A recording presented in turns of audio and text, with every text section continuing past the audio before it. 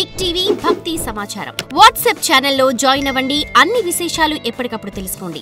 ఒక డౌట్ ఏంటంటే గురుగారు, ఇప్పుడు ఈ మంత్ర జపం చేస్తున్నాం అనుకోండి, మధ్యలో ఏదైనా అశౌచం కలిగితే అది మధ్యలో ఆపేస్తే మళ్ళీ మొదటి నుంచి చేయాలా, లేకపోతే ఆగిన దగ్గర నుంచి కంటిన్యూ చేయాలా? ఎప్పుడైనా జపం ప్రారంభం చేసినప్పుడు తల్లి ఆటంకం రాకుండా ఉండడం కోసం మన దగ్గర ఒక ఫలమును కానీ ఏదైనా ఒక పత్రం, అంటే లేత ఆకుతో కూడినటువంటి కొన్ని పత్రాలు, అంటే తులసి దళాలు కానీ తమలపాకులు కానీ ఇలాంటిది ఏదైనా బాగా కమిలిపోయిన, అంటే బాగా ముగ్గినటువంటి మాగినటువంటి పండు ఏదైనా కానీ మన దగ్గర పెట్టుకోవాలి.